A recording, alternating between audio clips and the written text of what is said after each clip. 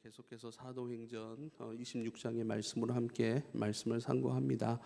점점 이 사도행전 끝으로 우리가 달려가고 있습니다. 거의 마지막 여정으로 이제 사도 바울이 예루살렘으로 올라가 고난이 기다린다, 매임이 기다린다, 또한 죽음이 기다린다라고 하는 많은 사람들의 기도 속에서의 염려들, 권면들, 또 바울을 사랑해서 예루살렘 나중에 올라가면 안 됩니까? 바울이 그곳에서 어떤 일이 나를 기다리고 있는 줄은 잘 모르겠지만 그러나 그곳을 가야 하는 것, 그것이 내 삶이고 내 사명이고 또 주님께서 가게 하시는 일인데 내가 어찌 여기서 멈출 수 있겠습니까? 라고 하는 그 고백 속에서 예루살렘으로 이르렀고, 또 예루살렘에서 끊임없이 많은 믿음의 사람들을 통해서 말씀하셨던 그 고난, 또한 갇힌 매임, 매맞음, 이러한 많은 어려움들, 고난이라고 할 수 있겠죠. 복음을 살아가고 복음을 섬기고 복음을 전하는 것을 로부터 맡게 되어진 그런 고난들, 그것을 계속해서 예루살렘에서 고난 당함 속에 사도 바울이 지금 서 있는 것이죠. 우리가 지난 주에는 벨릭스라고 하는 유대 당시의 총독입니다. 이 벨릭스라고 하는 사람이 가만 보니까 바울을 신문하니까 바울이 죄가 없어요. 그런데 바울을 고소했던 유대인들, 특별히 유대인 종교 지도자들이라고 할 수 있습니다. 근데 그 유대 지역을 로마를 대신해서 관할하고 있는 그런 분봉 왕이라고 그래요. 그 지방의 왕, 그러니까 로마 황제를 대신해서 그 지방을 잘 다스려야 되잖아요. 많은 사람들이 로마 황제를 인정하고 또 그 권세 아래서 또 안전하고 평화롭게 지내야 되는데 그것에 협조했던 사람이 유대인 종교 지도자들이었어요. 그러니까 벨릭스라고 하는 그런 유대 총독이 유대 종교 지도자들이 바울을 고발했기 때문에 바울이 죄가 없지만 바울을 쉽게 풀어주지는 못했어요. 풀어주었다간 그들에게 불만을 살 것이고, 그 불만 때문에 끊임없이 그 로마 총독에게 어떤 상고를 올리거나 어떤 불만을 토로한다거나 하면 자기가 분봉 지역을 다스리는 왕으로서의 어떤 역할을 잘 감당하지 못했다, 이런 낙인이 찍히고 또 그 권력에서 밀려날까봐 유대인들의 그런 비위를 계속해서 맞춰주고 있는 것이죠. 바울은 죄가 없었습니다. 유대인들이 고발하였던 그 죄명, 성전 모독죄라고 하는 것, 소유죄라고 하는 것, 또한 그런 어떤 이단의 수계로서의 그리스도교, 아주 우리에게 해로운 종교로서 그러한 역할을 하고 있다. 그 죄에 대한 어떤 그 고발에 대한 죄를 찾지 못한 상태입니다. 그렇게 2년이 흘렀던 거예요. 2년이 흐르고서 이제는 벨릭스라고 하는 총독이 물러납니다. 그리고 베스도라고 하는 새로운 총독이 임명이 돼요. 그런데요, 그 유대 지역에 관할했을 때 벨릭스라고 하는 총독가 관할을 하고 있었는데, 그때 유대 사람들과 시리아 사람들이 어떠한 시민권에 대한 문제 때문에 다툼, 어떤 소요가 일어났고, 그것 때문에 왜 그 지역이 그렇게 분쟁이 심하고 다툼이 일어납니까 하고 이제 벨릭스 이제 거기 그만 맡고 로마 본부로 돌아오십시오라고 이제 돌아오게 되고, 베스도라고 하는 총독이 그 지역을 다시 맡게 된 거예요. 그리고 오늘 말씀을 보면 아그리빠 왕이라고 또 나옵니다.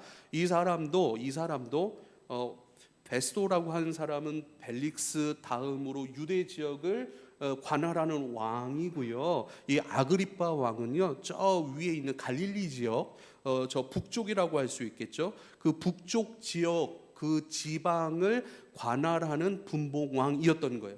그러니까 베스도가 새로 부임했기 때문에 아그리빠 왕이라고 하는 사람이 베스도를 문안 온 거예요. 그래서 베스도 어떻게 여기까지 오셨습니까? 잘 지내셨습니까? 또 우리가 잘 연합해서 이 지역을 잘 관할했으면 좋겠습니다. 이런 서로 인사를 나누기 위해서 자기 여동생과 함께 아그리빠 왕이 온 거예요. 그러다가 베스도가 바울 얘기를 합니다. 사도 바울의 이야기를 하는 거예요. 계속해서 유대인들은 사도 바울을 죽이려고 합니다. 지난번 말씀을 통해서 확인한 바로는 사도 바울을 죽이기 전까지는 난 먹지도 마시지도 않겠다라고 하는 아주 극단적 그런 테러 집단일 수 있겠죠.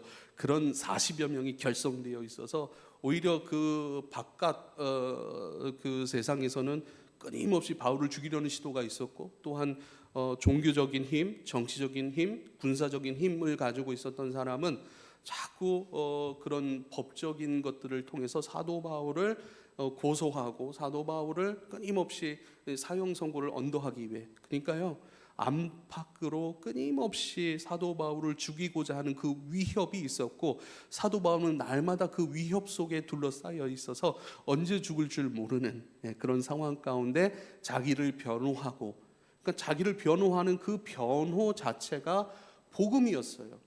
그리고 그가 전했던 그 복음은 자기가 예수 그리스도를 만났던 그 과정들, 예수를 만나기 전 유대인, 열심 있는 유대 종교인으로서의 삶, 그러나 예수가 어떻게 나를 찾아왔고 그 찾아온 과정 가운데 어떻게 말씀하셨고 어떻게 내 눈을 가려내셨고 또 어떻게 내 눈을 뜨게 하셨고 복음을 듣게 하셨고 또 나를 부르셔내셨는데 이방인들을 위한 복음 전하는 사람으로 나를 부르셨다라고 하는 것. 그래서 내가 믿는 예수 그리스도, 그 그리스도라고 하는 것은 우리 유대교 하나님이 섬기던 그 하나님과 다른 하나님이 아니라 그 하나님이 끊임없이 성경과 선지자들을 통해서 말씀하셨고 또 우리에게 보내주겠다 약속하신 그 분을 믿는 것이고, 또 내가 지금 그렇게 복음을 전하며 살아가는 그 삶 또한 유대교, 당신들이 가지고 있는 전통과 부딪히는 것이 아니라 그 전통 안에서 나는 여전히 하나님을 섬기고 하나님의 아들이신 예수 그리스도, 나의 죄를 위해 죽으시고 부활하신 그 예수 그리스도를 섬기는 삶으로 나는 여전히 달려가고 있다라고 하는 것, 그것이 25장의 말씀이고 또 26장 이 초반부에 등장하는 그러한 말씀입니다. 그래서 벨릭스에게도 신문을 받고 그 다음 베스도에게도 신문을 받고 그 베스도를 문안하기 위해 온 아그리빠 왕에게도 또 사도 바울은 신문을 받고 또 신문을 대답하는 과정 속에서 복음을 이야기해내는 것이죠. 복음은 사도 바울이 성경에서 배웠던 지식 몇 가지를 전했던 것이 아니었어요. 사도 바울이 복음을 전했던 그 복음이라고 하는 것의 정체성은 무엇이냐면, 나는 이러한 삶을 살았습니다. 나는 하나님을 섬기는 사람이었고 하나님을 믿는 사람이었고 하나님을 믿는 도에 열심을 갖고 있는 사람이었습니다. 그런데 그런 나를 예수가 찾아오셨습니다. 나는 살아생전 예수를 만난 적이 없습니다. 그러나 예수가 죽으셨고 또 부활하셨다라고 하는 소식을 들으셨고 부활 후 제자들에게 가르치시고 이제 하늘로 올라지셨다라고 하는 그 말씀까지 내가 들었는데, 그러나 그 하늘로 올려주신 예수가 나에게 나타나셨고 말씀하셨습니다. 그분은 부활하셨습니다. 나는 부활을 믿습니다 라고 하는 것, 끊임없이 자기가 경험했던, 자기가 몸으로 또 삶으로 일상으로 생각으로 자기가 가지고 있던 지식으로 모든 것으로 경험하고 또 교제했고 교통했고 지금도 자기의 삶과 발걸음을 옮겨가시는 그분에 대한 고백, 그게 뭐예요? 지금 저와 여러분이 소그룹 때 함께하고 있는 그 마라삼의 고백 속에서 오늘 하나님께서 나와 함께 하십니다, 이렇게 함께 하십니다 라고 하는 그 복음을 고백해냈던 것이죠. 사도 바울이 가는 곳마다 붙잡혔습니까? 그 붙잡혀진 곳에서 신문을 받고 있습니까? 그 신문을 받고 있는 곳에서 끊임없이 멈추지 않고 계속해서 선포되고 고백되고 계속해서 흘러가는 것마다 예수였고 예수의 만나주심이었고 그 만나주심 안에서 새롭게 하시고 새롭게 하심 안에서 나를 이방인들에게 복음을 전하는 복음의 사람으로 보내셨던 그 이야기였던 것입니다. 이제는 아그리빠, 오늘 저와 여러분 읽었던 그런 본문을 이제 아그리빠 왕 앞에서 선언하는 거예요. 다시 전하는 거예요. 제가 쉬운 번역으로 한 번 더 8절, 6절부터 18절까지의 말씀 쉬운 번역입니다. 여러분 집중하셔서 잘 들어보실 수 있길 바랍니다.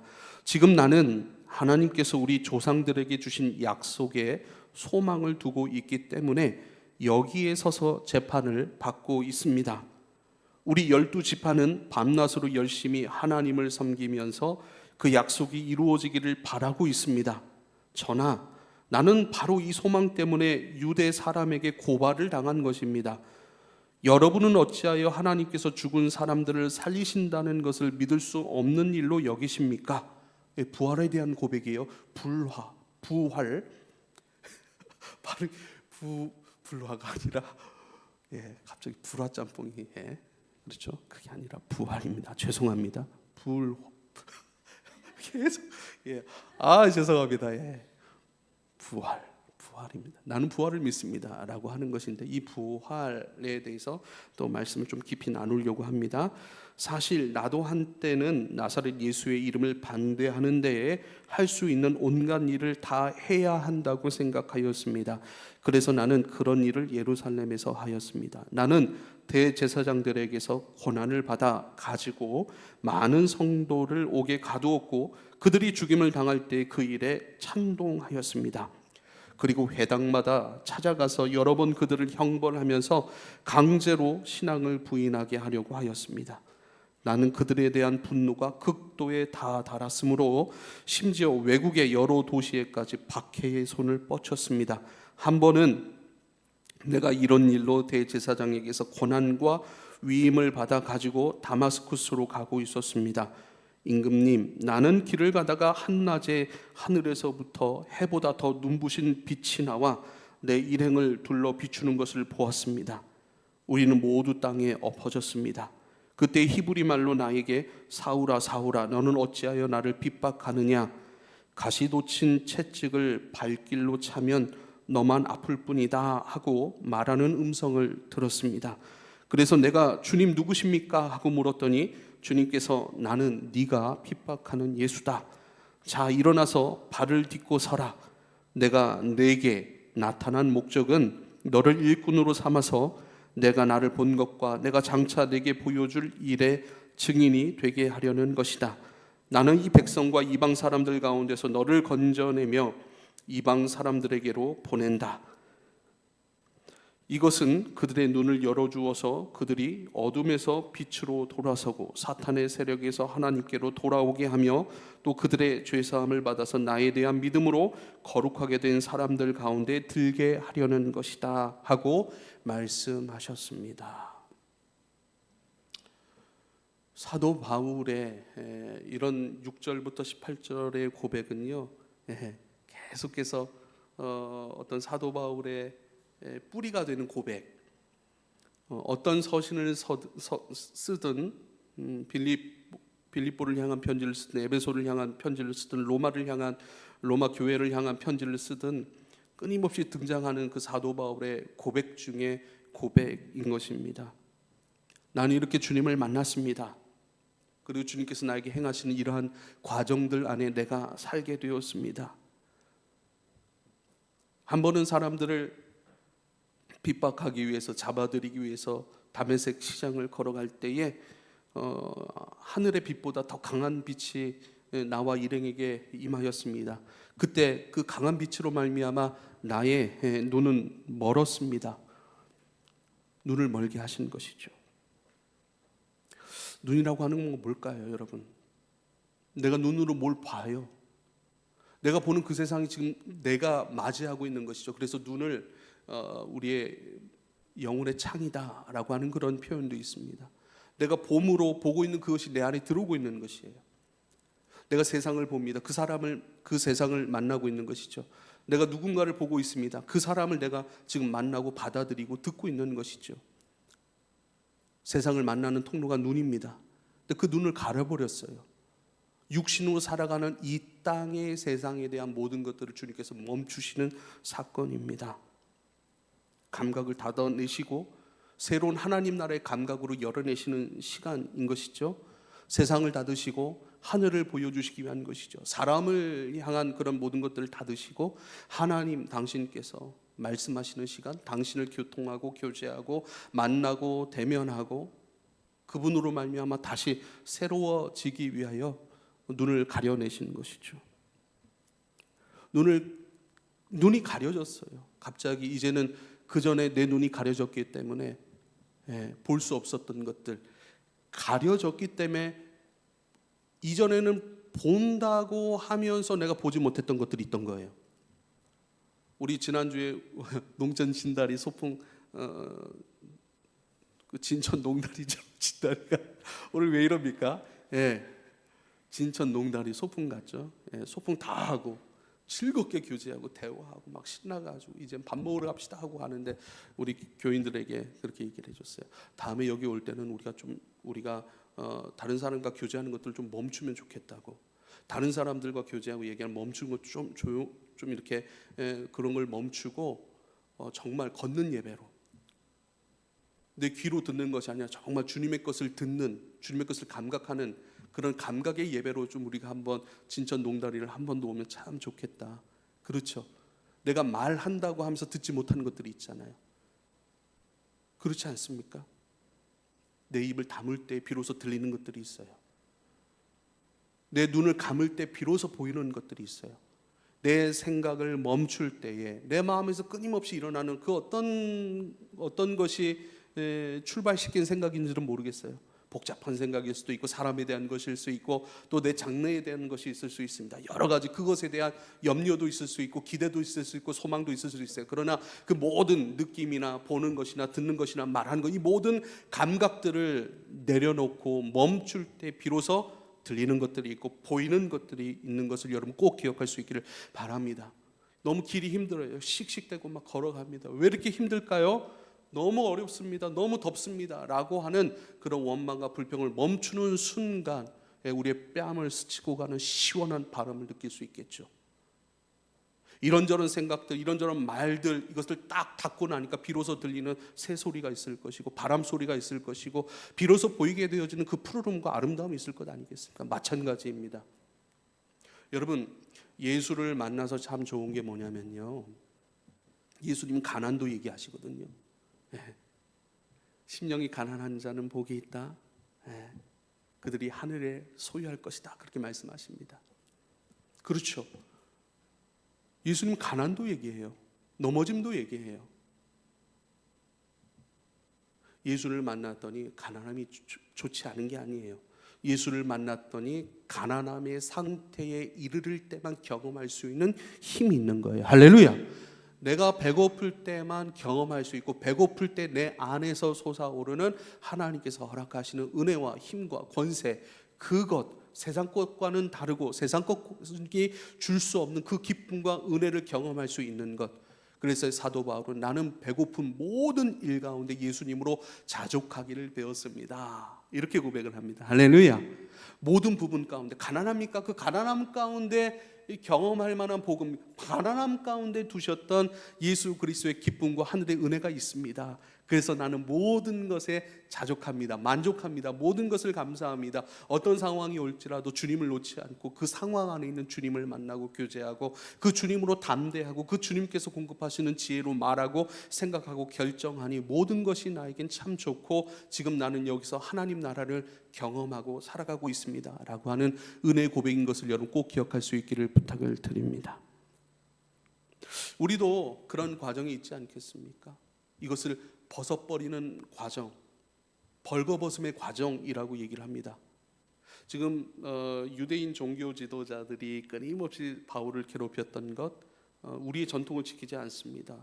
또 기독교라고 하는 그리스도교라고 하는 어떤 이단의 수장으로 저렇게 살아가고 있습니다. 성전을 모독했습니다. 전부 다 그들이 가지고 있다라고 생각하는 그것에 머물러 서서 그것을 욕되게 했고 그것에 반하고 있음으로 말미암아 사도 바울을 끊임없이 죽이려고 했고, 사실 사도 바울을 죽이려고 했던 이유와 예수님을 죽였던 이유는 똑같아요.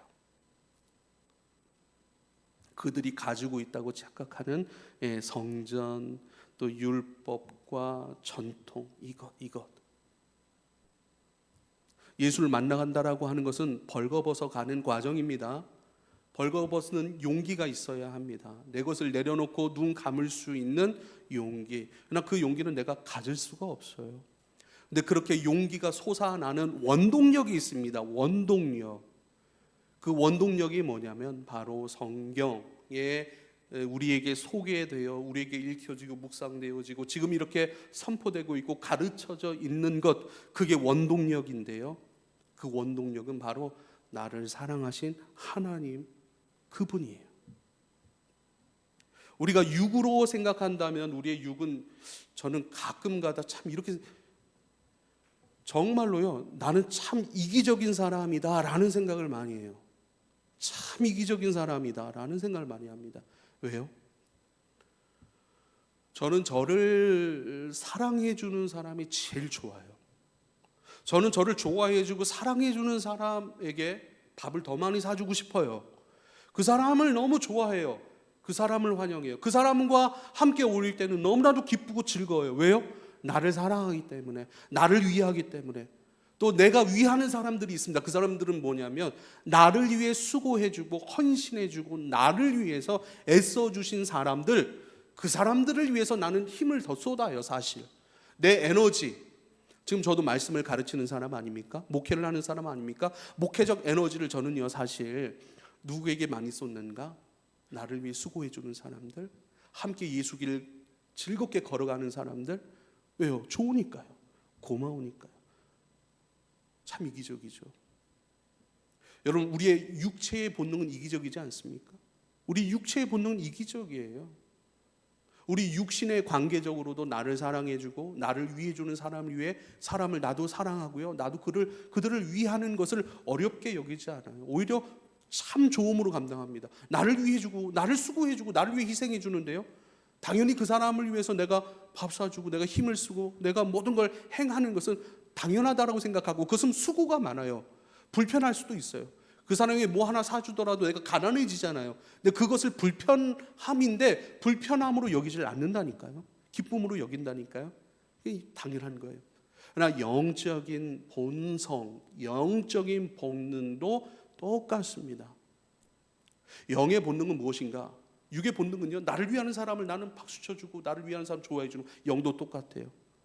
나를 사랑하사 나를 위하여 자기 몸을 버리신 하나님의 아들 예수 그리스도, 나를 위해서 생명을 버려주신 분이 누굽니까?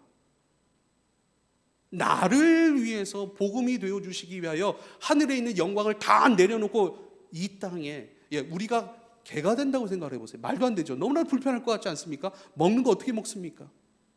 화장실 어떻게 봅니까? 길 가다가 막 그렇게 살아가면 우리가 이렇게 얼마나 불편합니까?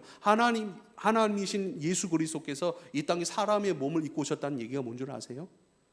우리가 개가 되었다, 우리가 짐승이 되었다라고 하는 것보다 더 큰 모험이고 더 큰 자기의 비워냄이었어요. 우리는 가진 거 별로 없잖아요. 근데 하나님은 모든 것을 누리실 수 있고 모든 것의 결정권자이시고 모든 것을 만들어내신 창조의 하나님이시죠. 모든 것으로부터 박수받고 영광 받으시고 예배 받으시기에 합당하신 그 하나님께서 그 모든 영광을 내려놓고 사람의 몸을 입고 이 땅에 오셨다는 거예요. 우리는 아프죠, 슬프죠, 인간적 한계가 너무 많잖아요. 근데 그 한계, 그럼 강아지의 한계는 있지 않습니까? 그 한계 우리 잘 알고 있죠. 근데 그 한계를 기꺼이 누군가를 위해서 우리가 그렇게 결정할 수 있습니까? 그건 쉬운 게 아니에요. 그러나 예수는 그것보다 더 어렵고 무겁고 더 처참하고 더 많은 것들을 내려놔야 했던 그 결정을 하셨어요. 누구를 위해요? 나를 위해. 그래서 저는 이기적입니다. 나를 사랑하신, 나를 위하여 그 모든 영광을 버리시고 그 모든 당신의 생명과 사랑을 쏟아부어주신 하나님이 내 삶의 중심 맞아요. 그분 외에는 그렇게 나를 사랑하신 분이 없어요. 저는 우리 아버지를 너무 사랑합니다. 우리 아빠, 나를 낳아주신 아빠 너무 사랑해요. 우리 아빠를 너무 사랑해요. 그러면 제가 점점 살아가면서 10대를 지나고 20대를 지나고 30대를 지나고 점점 살아가면서 아빠의 한계를 만나죠. 우리 아빠는 왜 저렇지? 10대? 어렸을 땐 그 한계에 대해서 제가 원망하고 불평하고 분노도 했어요.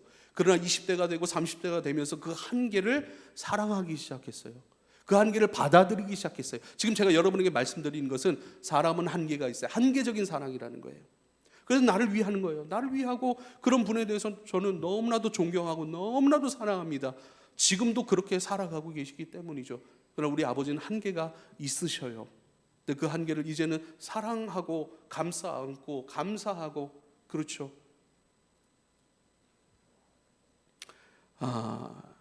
그런 한계의 사랑인 것을 우리는 사실 인정하며 살아갈 거예요. 지금 이렇게 20대 중반 30대 가면서 우리 엄마 이렇지, 예전 그것이 불평이었지만 지금은 어떻게 했죠? 내가 안아줘야 될 부분이 됐고 받아들여줘야 될 부분이 됐고 받아주고 안아줘 버리니까 더 큰 사랑이 보이고 더 이제는 내가 사랑해줄 대상으로 우리가 함께 가고 있지 않습니까? 근데 하나님은 완전하신 분이세요. 그분의 사랑은 완전함이에요. 그분의 용서는 완전함이에요. 이건 실제적인 거예요. 그래서 우리는 육의 본능도 참 이기적인 것이지만 영의 본능도 이기적인 것이에요. 그래서 우상 숭배라고 하는 것은 절대 타협할 수 없는 지점입니다. 우상 숭배한다라고 하는 것, 탐심은 우상 숭배라 말씀하셨는데 내 탐심대로 육의 본능대로 살아가고자 하는 것은요, 하나님의 사랑을 아직 모르는 거예요. 근데 우리도 한계가 있으니까 그 사랑을 알고 믿고 배워가고 그 사랑 안에서 우리는 살아가고 있지만, 인정하지만, 그러나 알지만 늘 한계를 만나는 건 사실이에요. 그러나 그 한계를 인정하고 그 한계조차도 하나님을 신뢰하는 그 믿음 안에서 그 한계를 가지고 살아가요. 오히려 한계를 이제는 어떻게 해요? 내 인생에 하나님을 더 사랑하고 더 의지하고 하나님을 닮아가는 통로로, 과정으로, 그 재료로 삼기 시작하는 것은요, 하나님의 아들을 믿는 믿음 안에서 살아가는 사람들의 지혜이고 그들에게 허락된, 우리에게 허락된 하나님의 은혜와 복인 것을 여러분 믿으실 수 있기를 부탁을 드립니다. 사도 바울의 고백은 늘 동일해요. 예수 그리스도, 부활하신 예수 그리스도, 그분이 내게 말씀하셨고 그분이 나를 구원하셨고 그분이 나로 하여금 돌이키셨던 그 시간, 그 장소, 끊임없이 그때로부터 사도 바울의 끊임없는 믿음의 경주, 끊임없이 다름질하는 예수 그리스도라고 하는 목적 외에는 다른 것으로 두지 않고 주님을 향해 달려갔던 것이죠. 그리고 그 주님께서, 내가 사랑하는 그 주님께서 나에게 부탁하시고 나에게 이방인들이 어둠 가운데 있던 그들 가운데 빛 가운데로, 죄의 권세 가운데 있는 그들을 하나님의 사랑의 권세 안으로 끊임없이 전하고 인도하는 그 일들을 위해 난 부름을 받았고 그 부르심의 삶을 나는 멈춘 적이 없습니다. 계속해서 역경이 오든 고난이 오든 죽음의 위협이 오든 상관없습니다. 그것이 내 가장 사랑하는, 나를 또 가장 사랑하셨던 하나님이신 그 하나님의 사랑으로, 사람의 생명이 아니고 하나님의 생명으로, 사람의 사랑이 아니라, 한계적인 것이 아니라 한계가 없는 그 사랑으로, 그 생명으로 나를 위하시고 나를 안으시고 나를 하나님의 거룩한 사람으로 구별해내신 그 사랑 안에서 나는 여전히 달려갑니다 라고 고백하고 있는 것입니다.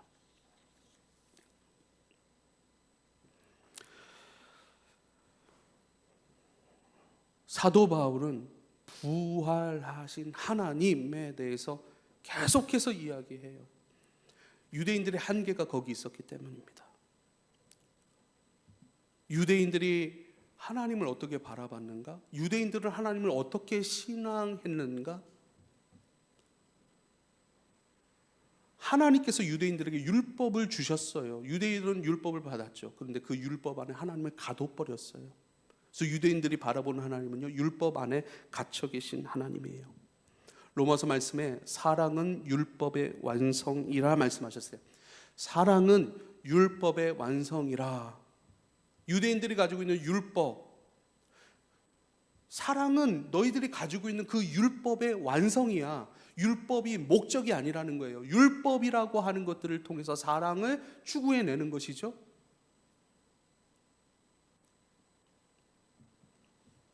또 다른 표현으로는요, 사랑이라고 하는 것이 구현되면, 사랑이라고 하는 것, 눈에 보입니까? 사랑은 눈에 안 보여요. 그러나 사랑이 표현되고 구현되고 열매가 되는 모습들을 보면 그것이 바로 율법이었어요. 율법에 사랑하라, 부모를 공경하라, 하나님 외에 다른 것에 절하지 말라, 거짓말하지 말라. 그게 뭐예요? 전부 다 사랑의 방법들이었던 거예요. 사랑의 모습들이었던 거예요. 그래서 사랑은 율법의 완성이라. 율법을 행할 때에 우리는 더 하나님 사랑, 이웃 사랑에 이르게 될 것이다 라고 말씀하시는 것이죠. 율법이 목적이 아닙니다. 율법 지켜서 천국 가는 게 목적이 아닙니다. 그렇게 하라고 율법 주신 것이 아닙니다. 그 율법의 한계 속에 갇혀 있는 거예요. 그래서 율법 가졌으므로 가진 것이 중요하지 않습니다, 여러분. 가진 것이 중요하지 않아요.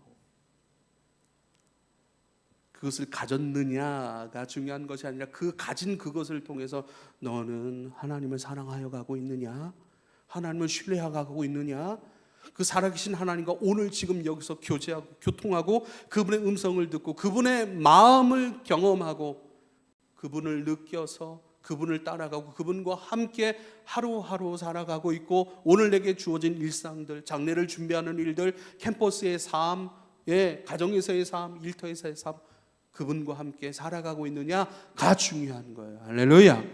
돈을 가졌느냐, 얼마 가졌느냐가 중요합니까? 그 물질을 가지고 네가 원하는 행복한 삶을 살아가고 있는가가 중요한 것이고, 또 우리는 신앙 안에서 그 물질을 가지고 하나님 나라와 의, 그것을 구하고 그것을 추구하고 있는가라고 하는 것이 중요한 것이죠.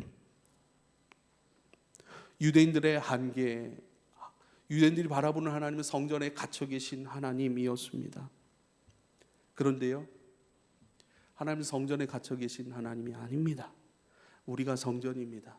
성전된 우리라고 여러분 고린도전서 3장과 6장에 끊임없이 거룩한 성령이 계신 너희 몸이, 너희 공동체가, 개인으로서의 성전이 우리가 성전이래요. 그리고 예수를 믿는 우리의 모임, 지금 우리가 예배하는 이 공동체 모임이 성전이라고 말씀하십니다.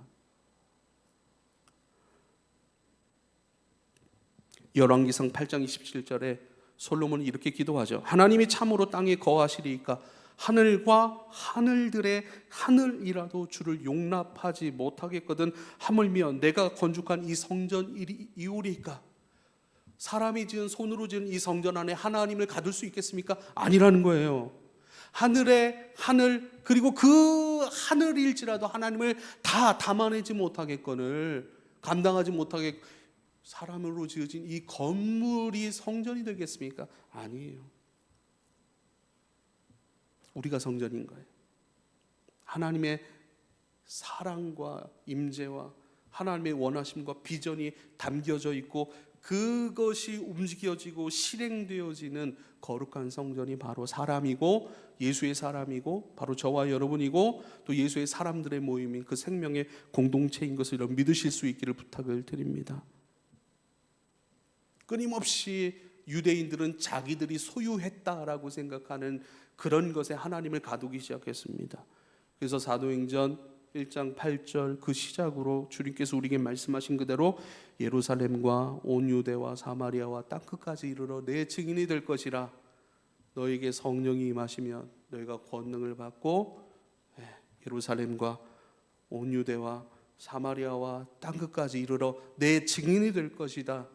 이게 하나님 나라의 확장 아니겠습니까? 하나님 어디 계신 분이 아니에요. 갇혀 계신 분이 아니에요. 유대인에게만 머물러 계신 분이 아니고 그들이 갖고 있는 어떤 예루살렘 성전 안에 갇혀 계신 분이 아니고 그 물리적 성전이 아니라 성전된 거룩한 사람들인, 하나님의 마음을 알고 하나님을 감각하고 주님을 기뻐하고 주님의 동행하심을 신뢰하고 그것에 자기를 내어드린 사람들, 그들 가운데 머무시고 그들 가운데 움직이시고 그들을 통하여 역사하시는 하나님이신 것, 이게 바로 부활하신 하나님, 생명이신 하나님, 그 생명의 역사로 우리를 이끌어내시고 생명의 역사로 지금도 우리를 움직여 가시는 그 하나님이시라는 거예요. 그래서 끊임없이 사도 바울이 예수를 만나고 예수의 사람이 됐고 그 예수의 부활하심 안에서 오늘 나는 믿음의 경주를 하고 오늘 나는 끊임없이 이방인들을 빛 가운데로 초청하고 그들 가운데 예수를 생명으로 빛으로 전하는 일들을 그 부활하신 하나님과 함께 나는 살아가고 있고 믿음의 경주로 끊임없이 멈춤 없이 나는 달려가고 있습니다 라고 고백하고 있는 줄 믿으실 수 있기를 바랍니다. 오늘 굉장히 중요한 재밌는 표현이 14절에 나옵니다. 사도 바울이 다메섹 도상에서 이제 예수님께서 빛으로 만나 주시고 이제는 예수님께서 말씀하세요. 뭐라고 말씀하시면 사울아 사울아 네가 어찌하여 나를 박해하느냐. 가시채를 뒷발질하기가 내게 고생이니라 그래요. 이게 참 재밌는 표현이에요. 가시채를 뒷발질하기가 너에게 고생이다 그래요. 이게 뭐냐면 우리가 소나 어떤 그런 밭을 갈 때 소나 염소 이런 것들을 이제 우리가 가축을 이렇게 사용하지 않습니까? 그런데 밭 가는 사람 주인이죠. 그 주인이 이렇게 밭을 갈아야겠다 라고 해서 그렇게 이끌어 가려고 합니다. 그런데 주인의 의도, 주인의 뜻, 주인의 비전, 주인의 생각, 주인의 결정들이 있을 거예요. 그리로 이 소를 몰아간단 말이죠. 근데 그 소가요, 주인의 뜻에 순종하지 않고 자기가 가고자 하는 방향으로 가버려요. 그럼 뭐죠? 이게 하나 작은 몽둥이 같은 거예요. 그리고 몽둥이 끝에 이제 이게 가시 같은 게 이렇게, 그래서 가시채예요. 배드민턴 채 하는 것처럼 이 채인데 가시가 달려 있어서 이놈 어디가 그러면서 이렇게 툭 치는 거예요. 그럼 엉덩이를 맞아요. 따갑죠. 아프죠. 아프니까 정신을 차리고 다시 주인의 의도에 맞게, 그러한 장비들이 있잖아요. 주인의 의도에 맞게 가야 되는데 그 의도를 생각하지 못하고 뒷발로 탁 쳐내는 거예요.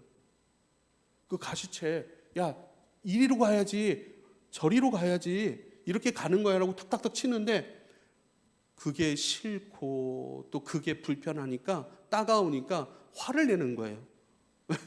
뭐야 그러면서 뒷발로 탁 쳐버리는 거예요. 사도 바울이 어찌하여 나를 박해하느냐, 그 박해하는 길, 주인의 의도와는 다른 것이라는, 이건 다른 표현으로 생각하면 바울아 바울아, 너를 향한 나의 마음이 있고 계획이 있고 뜻이 있고, 너는 내가 이미 불러놨어. 너는 내 사람이고 너는 하나님 나라, 특별히 이방인들을 위하여 복음을 전하는 나의 증언자가 될 거야. 그 길로 나는 너를 인도하고 있어. 근데 너 어디 가니? 근데 무슨 일을 하고 있니? 오히려 그들을 박해하고 있니? 정신 차려. 그렇게 계속 불러내시는 거예요. 근데 사도 바울은요, 계속 딴 길로만 가버려요. 그래서 예수님 그렇게 말씀하셨대요. 너가 그렇게 박해하는 그렇게 살아가는 것이 가시채를 뒷발질하는 것과 똑같다 그래요. 여러분, 아침에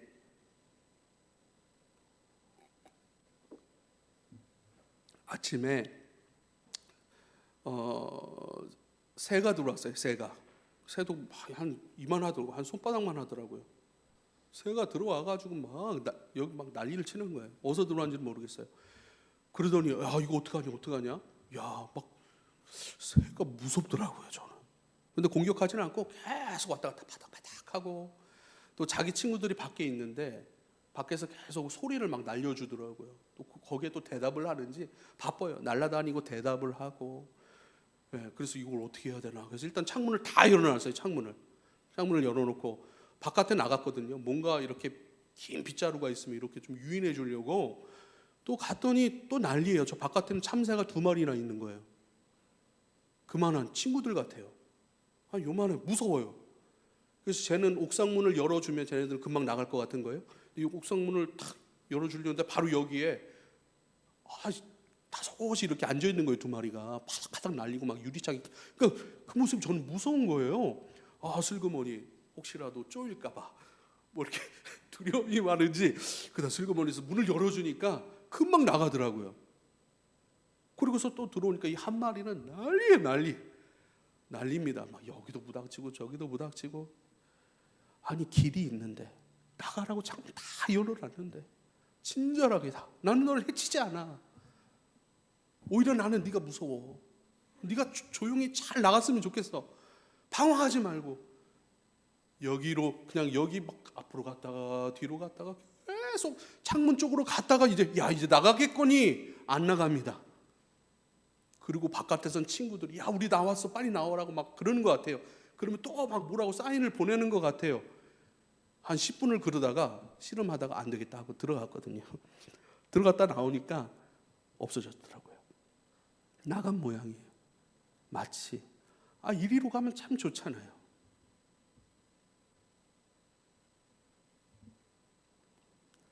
우리는 육의 본능에 너무나도 익숙한 사람들이에요. 육의 본능에 너무 익숙해서 육의 본능대로만 살아가려고 해요. 그리고 육의 본능에 익숙한데 그 육의 본능들이 여러분 이렇게 좀 표현하면 참 그러는데 여러 가지 세상적 교육, 세상에 참 좋다, 유익하다라고 하는 어떤 철학적인 개념들, 이런 사고 체계가 들어와서 그 육의 본능을 더 꽃피워가요. 그래서 합리적인 것들을 결정하고 요즘에 불편한 걸 너무 싫어해요. 불편한 걸 너무 싫어해요. 그래서 편안함을 찾아요. 그것이 진리이고 그것이 정의일지라도 나를 불편하게 한다면 진리와 정의에 눈 감는 시대가 오늘날이 아닌가 그런 생각을 해봅니다. 세상 얘기를 하고 있는 거예요 지금. 세상이 교육하고 들려주는 그런 사고, 그런 철학적 개념 속에서 우리의 사고 체계가 우리의 본능을 더 강화시키는 것 같아요. 육의 본능이 너무 강하고 더 체계적이고 발전하고 너무 세니까 육의 본능대로 살아가는 것이 너무 쉬운 거예요. 익숙한 거예요. 그것이 당연함이 된 겁니다. 마찬가지로 우리의 영의 본능도 있다라고 하는 것이죠. 우리가 지금 예배하고 말씀 듣는다라고 할 때에 육의 본능 몇 가지를 순종시키고 육의 본능 몇 가지를 순종시킴으로 말미암아 이 땅에서 편안하고 안락하고 합리적이고 주님 덕분에 나도 이 세상에서 좀 유익을 누려보자라고 하는 그러한 세속적 결론으로 이르르기 위한 말씀으로 들으면 안 돼요. 그러한 체계로 예배하면 그건 예배가 아닌 거예요. 이 말씀 속에서 내가 영이 있구나, 육이 있듯이 영이 있고 육의 본성이 있듯이 영의 본성이 있는데 육의 본성을 가지고 나를 사랑하고 나를 위하는 이들을 위하고 사랑하는 것이 마찬가지처럼 영을 위하여 모든 것을 쏟아내신 가장 나를 사랑하시고 나를 위하여 그렇게 희생하신 분이 있습니까? 없습니까? 없어요. 난 이기적이에요. 하나님 외에 다른 사랑은 없는 거예요. 하나님 외에 다른 중심은 없는 거예요. 하나님 외에 다른 길은 없는 거예요. 왜요? 그분이 그렇게 하셨으니까요. 이걸 영을 따라 살아가는 방법들이라고 얘기를 하는 거예요. 영을 따라 살아가는 방법들이라고 얘기를 하는 거예요. 복음은 뭐예요? 육의 본성이라고 하는 시각에서 영의 본성으로 우리의 시각을 옮기는 거예요. 하나님 세상에 대하여 눈 여는 거예요. 사도 바울처럼 육체의 눈, 세상을 향한 눈이 감겨지고 하나님 나라에 대하여 눈 떠 가는 것이고 보는 것이고 그걸 듣는 것이고 그것을 가지고 반응하고 순종하는 것을 신앙생활이라고 하는 것이고 이게 복음이에요. 이 복음을 다 선교 사역 나가는 게 아니에요. 이 복음을 일상으로 살아내는 거예요. 자기중심적이고 본능이 너무 강한 사람이라서 아직도 여전히 저는 많이 훈련해야 되는 사람입니다. 어저께도 제가 고맙다는 말을 많이 했어요. 만나는 사람마다, 카톡 오는 사람마다, 우리 아내에게도 당신 수고 많아 정말. 당신 수고가 많은 것 같아. 잘하고 있는 것 같아. PPT 하나도, 주보 하나도, 반주 하나도. 여러분, 나는 내 하나님을 섬깁니다. 여러분 1차적으로 내 하나님을 섬기는 반응들이에요. 이것이 나는 내 하나님을 섬기고 사랑하는 방식들이에요. 그걸 예배의 전통으로 보여주셨어요. 우리에게 허락해 주셨어요. 참 고맙잖아요. 나는 내 길을 갈 뿐이에요. 근데 다 도와주고 있어요. 지금 이렇게 말씀 전하는 거예요. 사명이. 내가 사랑하는 내 주님 앞에 내 삶이에요. 그러고 보니까 다 도와주는 거예요. 이순 집사님 어저께 또 전화 오셔서 목사님 무 갖다 놨습니다. 그 식으면 냉장고에 놔주세요. 묵을 또 오늘 아침 집사님 묵을 또 언제 쓰신 거예요? 묵을 맛있겠네. 가만히 보면 다 도와주는 거 아니에요? 영적 세상, 영의 세상, 하나님 나라 세상에 내가 살아가고 있고 이것을 우리가 몰라요 잘. 그리고요 신앙생활 조금 하기 시작한 사람들은 진리, 생명, 하나님 나라 이게 감각이 된다니까요. 감각이 돼요. 그런데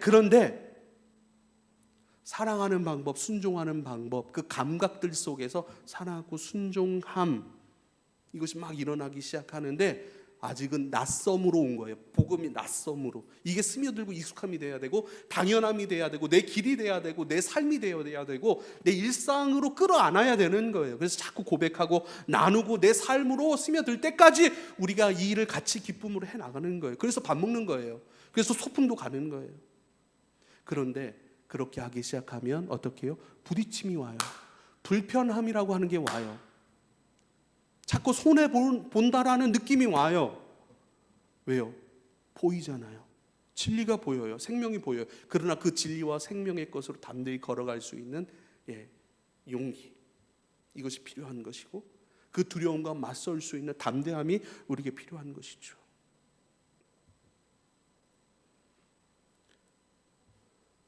사도 바울 끊임없이 주님을 만난 이후로부터 이의 고백은 다 정해졌어요. 사실 안 변해요. 이의 삶의 태도 변하지 않습니다. 계속 끊임없이 믿음의 경주, 끊임없이 그리스도를 향한 사랑의 다름질, 끊임없이 멈춤 없이 계속 예수밖에 없는 거예요. 이게 신앙이에요. 이게 진짜 하나님 나라인 거예요. 우리도 그 길을 동일하게 걸어가고 있습니다, 여러분.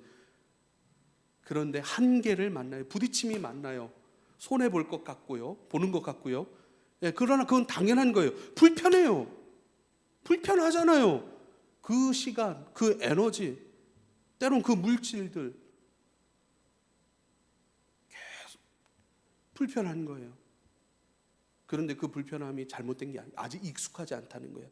그만큼 내가 육의 세상에 있다가 영의 세상으로 하나님 나라로 오늘 지금 여기를 살아가고 있구나라고 하는 증거인 줄 믿으실 수 있길 바랍니다. 그리고 그것이 얼마나 유익이고 그것이 내게 얼마나 사랑과 감사와 기쁨의 표현들이 되는 것이고 그걸 얼마나 내가 영광스럽고 세상이 줄 수도 없고 알 수도 없는 평안인지 우리가 경험해 가야 될 수 있기를 부탁을 드립니다. 저는 세상적으로는 많이 부족해요. 외모도 그렇고 물질도 그렇고 세상적으로 좋은 사람들 있죠. 이 사람 참 좋아하는 그런 면모도 참 부족한 것 같아요. 근데 제가 소망하는 것은 영의 고상함이에요.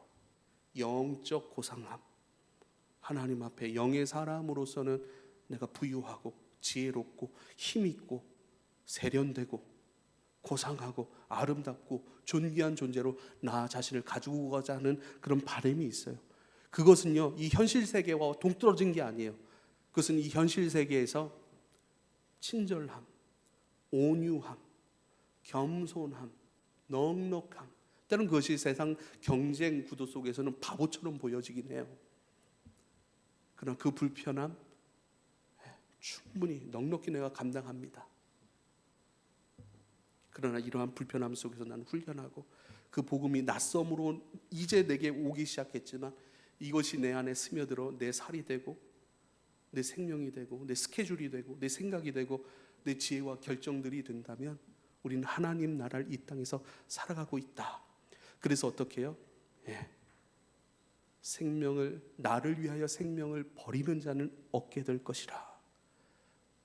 왜요? 부활하신 그분, 그리고 부활 세상, 그리고 영의 세상인 하나님의 나라. 우린 이 세상 속에 있지만 이 위에는 대기권이 있고 대기권 밖에는 또 있잖아요. 그것처럼 1차원이 있고 2차원이 있고 2차원 위에는 3차원이 있고 3차원 위에는 4차원이 감싸고 있다라고 하는 것을 우린 이 정도 지식이면 잘 알고 있잖아요. 우린 땅에 존재하지만 그 땅 너머의 세상 가운데 있고 육의 세상을 감싸고 있는 영의 세상, 하나님의 세상, 그 나라에 우리는 지금 존재하고 있어요. 우리는 시간과 공간이라고 하는 곳에서 우리 살아가고 있지만 어떤 편에서는 시간과 공간의 구애를 받지 않고 있는 곳에서 우리는 영생에서 우리는 움직이고 있는 것과 똑같은 것이죠. 사랑하는 여러분, 말씀을 마치려고 합니다. 끊임없이 세상에서 넌 누구 아들이야? 넌 또 어떤 상처를 받았고 넌 또 어떤 연약함이 있고 어떤 결핍이 있지? 세상에서 교육하고 사람이 우리에게 주입해 놓은 것들, 이제 부활하신 하나님의 세상 안에 우리가 있으므로 그 모든 것을 벗어가십시오. 그리고 그리스도께서 말씀하신 것들, 그리고 지금 우리에게 행하고 계시는 것들 살아계신다니까요. 말씀하신다니까요. 알아차리게 하시고 느끼게 하시고 지금 아닌 것 같지만 여러분이 여러분의 열심으로 걸어가고 있는 것 같지만 아니에요. 부활하신 하나님께서 여러분을 이끌어가고 계세요. 그 하나님의 사랑을 입어가세요. 그리스도의 동행하심을 입어가세요. 그분으로 말하고 그분으로 표정 짓고 그분에 의한 그 느낌, 기쁨이에요. 기쁨이라고 하는 감정은 속일 수가 없는 거예요. 기쁨이에요. 내 육으로 내가 육이 원하는 뭔가를 행할 때 기쁘잖아요. 영도 마찬가지라니까요. 그 영의 기쁨, 고맙다고 말해줄 때의 기쁨, 이 땅에서 내가 불편함이지만 하나님 나라를 걷고 있음에 대한 감사와 감격, 여러분 그렇게 주님을 입어가고 주님을 살아가는 은혜가 저와 여러분 가운데 있기를 축복합니다. 기도하겠습니다. 주여 감사합니다. 나는 부활을 믿습니다. 그 부활하심 안에서 육의 생각과 관념들을, 또한 그 세계관들을 벗어갑니다. 그리고 그리스도를 입어갑니다. 그리고 그리스도를 얻기 위하여 끊임없이 믿음의 다름질 멈추지 않음 속에서 주님의 붙드심 속에서 그렇게 살아갑니다. 주님 장례도 준비해야 되고 주님 돈도 좀 벌어놔야 되고 그러나 그것이 나쁜 것이 아니라 주님과 함께 주님 안에서 우리의 먹고 살아가는 것들, 근데 그 살아감이 나를 위한 것이 아니라 주님 안에서 살아가니 내 먹고 살아가는 그 자체가 거룩이고 가장 기본적이고 본질적인 하나님 나라에 충성된 일이 되니 감사합니다. 주 안에서 살아가고 믿음의 경주로 잘 감당해 나가는 지혜로운 주의 종들 되게 하여 주옵소서. 예수님의 이름으로 기도하옵나이다.